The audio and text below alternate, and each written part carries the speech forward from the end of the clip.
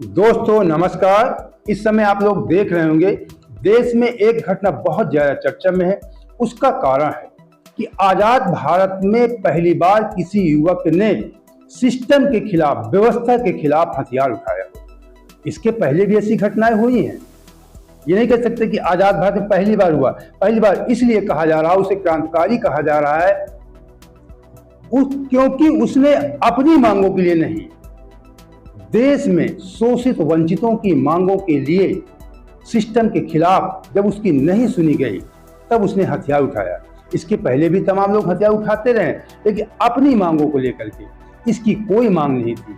सिर्फ मजबूर लोगों की व्यवस्था के लिए, उनके रहने के घर के लिए, उनके आने जाने के मार्ग के लिए, उनके विकास के लिए जब इसने हथियार उठाया तो उसका इनकाउंटर व्यवस्था के द्वारा, सत्ता के द्वारा कर दिया जाता है। और यही विषय पूरे देश में चर्चा का विषय इस समय आप लोग देख रहे हैं कि बना हुआ है। और कल पक्ष विकल्प विपक्ष ही नहीं, जो पक्ष सत्ता पक्ष में शामिल लोग हैं वो लोग भी मुखर होकर बोल रहे हैं और ये कह रहे हैं कि जिन पुलिस वालों ने इस घटना को अंजाम दिया है उनको बख्शा नहीं जाएगा। यहाँ तक कहा जा रहा है कि उन्हें भगवान राम का उदाहरण दिया। भगवान राम ने जब रावण को मारा था, उन्हें ब्रह्महत्या लगी तो उन्हें भी प्रायश्चित करना पड़ा था। तो भरत तिवारी जो फर्जी इनकाउंटर हुआ है उसके खिलाफ इस समय पूरे देश में जो चिंगारी फैली है, सभी जाति धर्म के लोग उसके प्रति इसलिए आस्था व्यक्त कर रहे हैं क्योंकि उसकी कोई खुद की कोई मांग नहीं थी, दूसरों के लिए मांग थी, अपने गांव के लिए मांग नहीं थी, पड़ोस के गांव के लिए मांग थी। हम बात कर रहे हैं भरत तिवारी की, जो बिहार के भोजपुर जिले के शाहपुर थाना क्षेत्र के बिलौटी गांव का युवक था, जिसे अभी 17 जून को पुलिस ने इनकाउंटर में उसे मार दिया। उनके बारे में बहुत सारी चर्चाएं आप सुन चुके होंगे, सोशल मीडिया में बहुत ज़्यादा वायरल है। लेकिन कुछ ऐसी बातें हम आपको आज बताएंगे, हो सकता है वो जानकारी आपको न हो। तो सबसे पहले हम आपको एक वीडियो दिखाते हैं। वो तो वीडियो आप बहुत देख चुके होंगे जिसमें वो पिस्टल फेंकता भी, उसको भी दिखाएंगे। लेकिन सत्ता पक्ष के सीनियर नेता, पूर्व केंद्रीय मंत्री अश्विनी चौबे, खुद जो भारतीय जनता पार्टी से बिलोंग करते हैं, वो खुद कह रहे हैं कि इनको पाप लगेगा, बख्शा नहीं जाएगा। ऐसे वीर इस क्षेत्र में पैदा होते रहेंगे जो अन्याय के खिलाफ न्याय की लड़ाई लड़ते रहेंगे। मतलब सत्ता पक्ष के लोग भी स्वीकार कर रहे हैं कि भरत तिवारी निर्दोष था, उसने अन्याय के खिलाफ बंदूक उठाई थी। जब सत्ता पक्ष के लोग स्वीकार कर रहे हैं तो निश्चित तौर पे कहीं ना कहीं भरत तिवारी के साथ गलत हुआ है। तो सबसे पहले हम आपको अश्विनी चौबे जी का वीडियो दिखाते हैं। मैं ब्राह्मण हूँ, किसका मजाल? अगर गोली मारना है तो आओ यहाँ गोली मार। किसका मजाल है? मैं सनातनी हूँ, मैं सनातनी भी हूँ, मैं आध्यात्मिक आदमी हूँ और मैं राजनीति में भी झूठ बोलने वाला नेता नहीं रहा। मैं जो बोलता हूँ वो करता हूँ, करके दिखाऊंगा। और मुझे सत्ता और पद का मेरा कद ही जो है वही काफी है, पद का महत्व तो नहीं है। और जो लोग भी गलत काम किए वो जांच बैठेगी, दोषी को कार्रवाई होगा। और भारत भूषण वो शहादत की पंक्ति में खड़ा हो गया। आपको मालूम है ये पूरा मंगल पांडे का क्षेत्र है, बलिया, बक्सर, आरा, जो क्रांति का चिंगारी, ये क्रांति की धरती रही है। इस क्रांति की धरती पर बराबर भरत जैसा वीर पैदा होता रहेगा और न्याय अन्याय के खिलाफ न्याय की मांग करता रहेगा। मुझे लगता है सरकार झूठे मुकदमा परिवार पर चलाना बंद करे। मुझे मालूम हुआ है अभी जो भी पुलिस प्रशासन के लोग सरकार को गुमराह मत करें, सरकार को अंधकार में मत रखें। और जो हत्या तो लगता ही है, भगवान राम को भी ब्रह्म हत्या लगा था, मालूम है ना? रावण का हत्या किया था। रावण तो राक्षस था लेकिन विद्वान था, और रावण का ब्रह्म हत्या का दोष। और इसलिए भगवान राम ने आपका बनारस के बगल में जो नदी है, वो नदी कौन सा है? वरुणा नदी। वहां पर भगवान राम ने अपने हाथों से, वो जब अयोध्या जा रहे थे तो अयोध्या के पहले उन्होंने अपने हाथों से शिवलिंग स्थापित करके और प्रायश्चित किया। ये प्रायश्चित करना पड़ेगा। इस घटना में एक बात गौर करने वाली है आप लोग देख भी रहे होंगे कि जितना मुखर होकर के सत्ता पक्ष के लोग बोल रहे हैं, उतना मुखर होकर के विपक्ष के जो बड़े नेता हैं, जो अन्य घटनाओं में बोला करते हैं, धरना प्रदर्शन करते हैं, वो लोग नहीं बोल रहे हैं। उसका एक रीजन है। उसका रीजन ये है कि भरत तिवारी ब्राह्मण जात से बिलोंग करता था। शायद वो किसी दूसरी जात का होता, हम जात से कोई तात्पर्य नहीं है, लेकिन जो सच्चाई देश की, आप इस बात को महसूस किए, पिछली घटनाओं को देखिए। अगर भरत तिवारी दूसरी जात का होता तो निश्चित तौर पे पुलिस वालों के भी हाथ कांपते मारने के लिए। सत्ता भी कहती कहीं ओबीसी या दलित या कोई वैसा व्यक्ति होता तो सत्ता के लोग डरते, मत मारना, नहीं हमारा वोट बैंक खराब हो जाएगा। अब इस समय देश में केवल सिर्फ और सिर्फ वोट की राजनीति, बहुसंख्यक, जो बहुसंख्यक है उसके खिलाफ कोई भी कार्य, वो गलत भी कर रहा है, उसके खिलाफ कोई भी कार्य नहीं करना है। जो अल्पसंख्यक है, चाहे धर्म के नाम पे हो या जात के नाम पे हो, उन्हें बेमौत मार दिया जाता है। यही हाल भरत तिवारी के साथ है। अगर ये घटना दूसरे के साथ हुई होती तो विपक्ष पूरे देश में हंगामा काट देता, यही कहता कि भारतीय जनता पार्टी दलित विरोधी है, अल्पसंख्यक विरोधी है या ओबीसी विरोधी है। पूरे देश में धरना प्रदर्शन शुरू हो जाते विपक्ष इसको लेकर। मैं किसी का नाम नहीं लेना चाहता, बड़े बड़े नेताओं को आप देख रहे हैं, बड़े बड़े नेता इसके संबंध में कोई बयान नहीं देते हैं। विपक्ष के जो छोटे छोटे नेता, उनके पार्टियों के छोटे छोटे नेता हैं, वो लोग थोड़ा बहुत बोल रहे हैं, जबकि सत्ता पक्ष के लोग महसूस कर रहे हैं कि गलती हो गई है, लेकिन विपक्ष के लोग उतना मुखर होकर नहीं बोल रहे हैं जितना मुखर होकर बोलना चाहिए क्रांतिकारी के लिए। मानते हैं कि उसका रास्ता गलत था। गलत क्या था? जब कोई नहीं सुनता, एक युवक है, इतना समझदार, इतना मेच्योर, इतना परिपक्व भी नहीं था, 28 साल का युवा था, उसे भी नहीं कहा जा सकता उसने रास्ता गलत चुना। पहले उसने बात निवेदन किया, वो कह रहा था कि सिस्टम व्यवस्था सही कीजिए। जो जवनिया गांव उसके बगल में था, उससे गांव से 1.5-2 किलोमीटर दूर था, जो बाढ़ पीड़ित हुई, उनकी फिर से बसाने की मांग कर रहा था, मिट्टी पुराई की मांग कर रहा था, उनके विकास के कार्यों की मांग कर रहा था, इसलिए केवल मारा गया। अगर ये कार्य कोई दूसरी जाति का व्यक्ति किया होता, तो मान लीजिए कि सत्ता पक्ष के लोगों या पुलिस वालों के हाथ कांपते कि पूरे देश में भी हंगामा खड़ा हो जाए। इसीलिए जो सच्चे देशभक्त हैं, वो किसी भी जात धर्म से बिलोंग करते हो, उन सब की संवेदनाएं भरत तिवारी के साथ जुड़ गई हैं। भरत तिवारी ने एक चिंगारी पैदा किया है सिस्टम के खिलाफ, व्यवस्था के खिलाफ। भरत तिवारी के प्रति इसलिए बहुत सारे लोग हम देखते हैं सोशल मीडिया पे, तमाम उसके कुछ पुराने वीडियो निकाल के इसको डालते हैं, कहते हैं भरत तिवारी ऐसा था, वैसा था। वो जैसा भी था, लेकिन अच्छा था, तुम कायरों से अच्छा था, नामर्द नहीं था, शेर था। इसलिए उसने अपने लिए नहीं लड़ा, दूसरों के लिए लड़ा है, समाज सेवा उसने किया है। तो भरत तिवारी का एक वीडियो और दिखाते हैं। ये पुराना वीडियो भरत तिवारी का है, हमें भी सोशल मीडिया में प्राप्त हुआ, जिसमें भरत तिवारी खुद कहता है कि मेरे मरने के बाद मेरे शरीर को सेना को दान कर दिया। आज मैं आप सभी लोगों से अपनी अंतिम इच्छा प्रकट करने आया हूं। मैं ये कार्य, मेरी जो ये अंतिम इच्छा है, मैं बहुत दिनों से ये करना चाहता था। मैं आगे भी करता, लेकिन लगता है कि मुझे ये कार्य अब कर देना चाहिए, बता देना चाहिए लोगों को। मेरे इस त्याग बलिदान के बाद मेरे इस शरीर को दान कर दिया जाए। इस पर सबसे प्राथमिकता हमारी देश की सेना, हमारे आन बान शान भारतीय सेना, इंडियन आर्मी को दान कर दिया जाए। दूसरे स्थान पर प्रशासन को, तीसरे स्थान पर पब्लिक को, उसमें भी जो गरीब लोग हैं। ऐसा भी नहीं था कि भरत तिवारी कोई जाहिल था, गंवार था, गुंडा था, माफिया था, अपराधी था। उसके खिलाफ कोई भी अपराध के मामले दर्ज नहीं है। इसके पहले एक मामला दर्ज था, वो भी समाज सेवा को लेकर सन 2025 में व्यवस्था के खिलाफ। इसलिए उसके खिलाफ FIR हुई थी कि सरकारी काम में बाधा उत्पन्न कर। जब सही ढंग से विकास गांव में जब कोई विकास कार्य होता है गांव में या क्षेत्र में, तो जो न्यायप्रिय लोग होते हैं उसका विरोध करते हैं। भरत तिवारी सन की आदमी था, जबरदस्त उसने विरोध किया उसके खिलाफ कि सरकारी काम में बाधा उत्पन्न कर रहा है।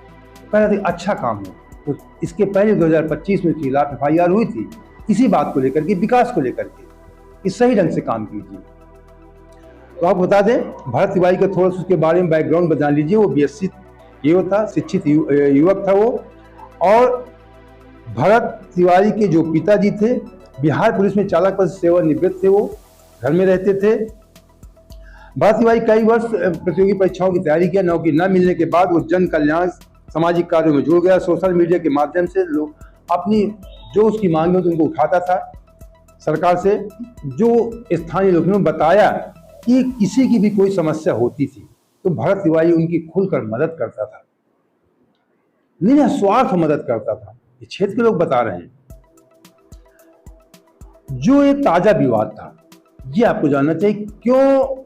बहुत सारे आपने वीडियो देखा होगा, लेकिन ये आपके बहुत सारे लोगों को समझ है कि भरत तिवारी का असली मामला क्या था, क्यों उसने पिस्टल उठाया, ये आपको जानना चाहिए। ये विवाद आप बता दें 15 जून का है, इसी 2026 का, जब भरत तिवारी ने फेसबुक पे कई मैसेज लगातार उसने पोस्ट कर दिए थे और उसने ये कह दिया था कि देश में अब क्रांतिकारी युद्ध शुरू किया जाएगा। उसने कह दिया कि देश में अब क्रांति फैलेगी, क्रांतिकारी युद्ध शुरू होगा। और उसने यहाँ तक कह दिया था, जो उसी क्षेत्र के जगदीशपुर के SDM थे, वो उन्होंने कहा कि मैं तुमको जान से मार दूंगा। जान से कई बार वो परेशान हो गया था। जो जवनिया गांव था उसके बगल में, वहाँ के विकास के लिए, बाढ़ पीड़ितों को फिर से उनको बसाने के लिए, उसी की मांग को लेकर उसकी सुनवाई नहीं, तो उन्होंने कहा कि SDM को मैंने कहा कि जान से मार दूंगा। ये सोशल मीडिया पर उसने पोस्ट कर दिया था। और 2 बार 15 जून को ही 2 बार उसकी पुलिस घर गई, लेकिन वो नहीं मिला। फिर बता दें आपको कि 16 जून की सुबह पुलिस उसके घर जाती, चारों तरफ से घेर लेती है। शायद ये वीडियो आपने देखा भी हो, जिसमें भरत तिवारी कोई इंस्पेक्टर से बात कर रहा है और तख्त में लेटा हुआ, उसके पीछे जो पुलिस वाले को हटाता है कि पीछे हटो। फिर उसको शक हो जाता है कहीं मेरा इनकाउंटर न कर दे, 16 जून को ही। तो आप बता दें कि फिर वो पुलिस तब पहुंची जब कुछ लोगों ने बताया कि भरत तिवारी हथियार लेके गांव में घूम रहा है। तो पुलिस तुरंत, और सोशल मीडिया में उसने फोटो भी डाल दिया था, वो खुलेआम जो काम करता था, बताता था सत्ता से, प्रशासन से, कि मैंने क्रांतिकारी का युद्ध जो शुरू करने के लिए मैंने बिल्कुल बजा दिया है। कोई लुका छुपी खेल नहीं कर रहा था, खुलेआम सोशल मीडिया पोस्ट करके। लेकिन उस दिन भी उसको पुलिस नहीं पकड़ पाई, पुलिस ठाक हार कर चली आई। और जब वो पुलिस वालों से बात कर रहा था तो हर समय वो फेसबुक लाइव कर लेता था। तो उसने कहा कि मेरे खिलाफ ये लोग इनकाउंटर करने का प्लान बना रहे हैं, और उसने सिस्टम के खिलाफ बड़े संघर्ष की चेतावनी भी दिया। उसने कहा कि अब ये लोग मुझे मार देंगे, मेरा इनकाउंटर कर सकते हैं। और जब ये बात सोशल मीडिया पे वायरल हुई तो 16 जून की रात ही पुलिस ने, वहाँ के प्रशासन ने उसे मानसिक रूप से विक्षिप्त करार दे दिया। अब जब मानसिक रूप विक्षिप्त करार सरकार ने दे दिया, उसने हथियार फेंक दिया, तो फिर क्यों उसे मारा जाता है, यही बहुत बड़ा प्रश्न चिन्ह लग जाता है। उसने हथियार भी फेंक दिया था, माना कि हथियार लिए होता उसके बावजूद मारते, एक कहने वाली बात थी। लेकिन हथियार फेंकने के बाद आपने खुद कहा कि मानसिक विक्षिप्त है। 16 तारीख को, फिर 17 तारीख को मर्डर क्यों किया जाता है, ये एक सोचने वाला विषय है। मैंने शुरू में बताया कि किसी को किसी के हाथ नहीं कांपते, इसके मारने के बाद क्या अंजाम होगा। सरकार जानती थी कि कुछ नहीं हो सकता है, 10 दिन बाद सब लोग भूल जाते हैं। लेकिन ये सरकार के लिए ये उल्टा हो गया और इस मामले में बहुत ज़्यादा तूल पकड़ लिया। भरत तिवारी क्रांतिकारी बन गया, उसका रीजन था, उसने अपने लिए कोई मांग नहीं रखी, तो सामाजिक कार्य के लिए उसने हथियार उठाया था, इसलिए लोगों की उसके साथ आस्था जुड़ गई उसके इनकाउंटर के बाद। अब थोड़ा सा आपको जानना चाहिए, क्या बता दें, वो आपने वीडियो देखा होगा भारत तिवारी के इनकाउंटर वाला, लेकिन फिर भी हम आपको थोड़ा सा फिर दिखा। हथियार इनको दे दिया गया और सामना देख रहा है यहीं से, तो चलिए हथियार रख दिया जाता है। लीजिए, भरोसा कीजिए। फालतू बोलेगा रे, क्या रख रहे साला, तब फेंक दे। रुकिए, लीजिए, हथियार इनको दे दिया गया और ये बहुत ज़्यादा वायरल वीडियो है, आप इसको कई बार देख चुके होंगे, लेकिन आपकी थोड़ी याददाश्त ताज़ा करने के लिए हमने फिर आपको दिखाया। इस मामले में पुलिस कहती है कि भरत तिवारी पहले फायर किया, फायरिंग में भरत तिवारी मारा गया, लेकिन जो हमको आपको दिखता है, जो वीडियो सोशल मीडिया पर वायरल हुआ, क्योंकि उसको मारने के पहले भरत तिवारी खुद फेसबुक पे लाइव था, वो साफ साफ कहता, वो दिखाई पड़ता कि अगर आप हमारी मांगे मांग रहे हैं तो हमें हथियार फेंकने में कोई दिक्कत नहीं, ऐसा कहता हुआ सुनाई पड़ता है, और वो हथियार को फेंक देता है। उसके बाद उसका लाइव प्रोग्राम बंद हो जाता है। उसके बाद उसके पुलिस वाले पकड़ करके बताते हैं कि 4-5 गोलियां उसके सीने में और पेट में मारी है, जो वहाँ के प्रत्यक्षदर्शियों ने बताया। ये सच्चाई है। अगर हो सकता है फेसबुक लाइव न होता, वीडियो वायरल न होता, तो सही जानकारी लोगों को मिलती भी नहीं। अब पुलिस यह कहती कि जवाबी कार्रवाई में भरत तिवारी मारा गया और अपराधी करार उसे दे दिया जाता, जैसे इसके तमाम घटनाओं में होता रहता है। लेकिन भरत तिवारी ने थोड़ी होशियारी दिखाया, क्योंकि पढ़ा लिखा था, स्नातक था, शिक्षित था। उसने लाइव किया, देश के लोग समझ सकें कि मैं गलत हूँ या सिस्टम गलत है। उसके बाद इस मामले ने तूल पकड़ ली। और अंधेर देखिए, इस घटना के बाद उसके पिता और भाई, उसके पिता काशीनाथ तिवारी, भाई चंदन तिवारी को भी आरोपी बनाया गया। ये लोग सह देते थे, मतलब फर्जी इनकाउंटर किया जाता है, उसके परिवार को आरोपी भी बनाया जाता है। जो शुरू में आपने, मैं अभी अश्विनी चौबे जी का वीडियो दिखाया, वो कहते हैं कि मुझे जानकारी हुई है कि पुलिस वाले उनके परिवार के लोगों को फर्जी फंसा रहे हैं, गलत है, मैं इसकी जांच करवाऊंगा, तो साफ साफ कहते हुए दिख रहे। लेकिन फिर भी पुलिस वालों ने उनके परिवार को फंसाया, FIR किया। अब कितना बड़ा अंधेरा आप देख सकते हैं कि फर्जी इनकाउंटर भी किया गया, परिवार के लोगों को ढांढस बंधाने की बात छोड़ दी, उनको फंसाया जाता है। कितना बड़ा सिस्टम के द्वारा अत्याचार समाज में किया जाता होगा। ये मामला तो लाइव था, हम आप जान गए। ऐसे हजारों मामले, सैकड़ों मामले देश में होते रहते, आप लोग हम आप जान नहीं पाते हैं। परिवार ने बताया कि फर्जी इनकाउंटर है। परिवार ने, मैंने भी बताया कि जवनिया गांव के लिए जो वहां पे बाढ़ पीड़ित लोग थे, उनको फिर से बसाए जाने की मांग कर रहा था। सबसे बड़ा उसका यह अपराध था। उसका सब इस इनकाउंटर में, उसका इस घटना में क्यों उसका इनकाउंटर हुआ, उसका सबसे बड़ा अपराध था, जिसके लिए उसने पिस्टल उठाया था कि पड़ोस के, वो बिलौटी गांव का रहने वाला था, कि पड़ोस के गांव के लिए उसने, जो जवनिया गांव था, जवनिया, वहाँ पे जो बाढ़ पीड़ित लोग, उन्हें फिर से बसाया जाए, उनकी मिट्टी पुराई के लिए, बरसात आने वाली है, ये डूब जाएंगे, मिट्टी पुराई हो जाए, इनके रहने की व्यवस्था हो जाए। तो इतनी सी मांग। जब वो मांग करते गए, थक गया, हार गया, तब उसका अंतिम चारा था। इतना परिपक्व, इतना मैच्योर भी नहीं था, 28 साल का युवक था, तब वो पिस्टल उठाता है सिस्टम के खिलाफ, व्यवस्था के खिलाफ, और फिर उसका इनकाउंटर कर दिया जाता है। अब इसे गलत है या सही है, ये तो आप समझ सकते हैं, हम समझ सकते हैं।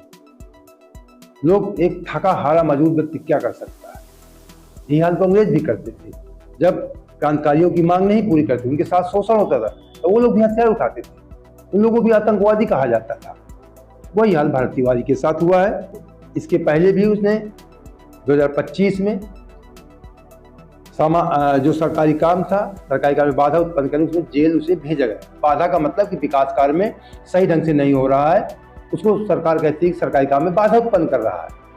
जब कोई आवाज उठाता है तो यही कहा जाता है सरकारी काम में बाधा उत्पन्न कर रहा है, उसे जेल भेज दिया जाता है। अगर ज्यादा मुखर होकर आप बोलेंगे, यही होता है देश में इस समय। जो तमाम बड़े नेता हैं, पहले एक वीडियो और आपको दिखाते हैं।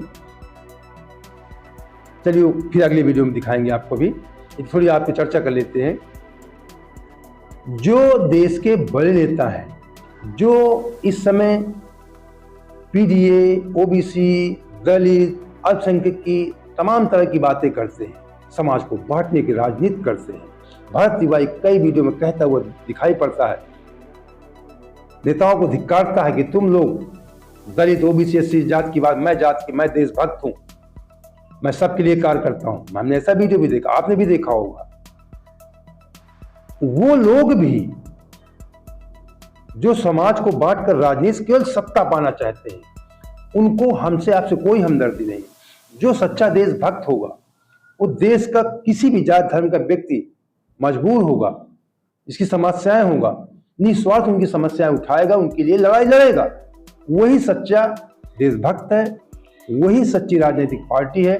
लेकिन प्रेजेंट टाइम में ऐसी राजनीतिक पार्टी शायद ही कोई हो।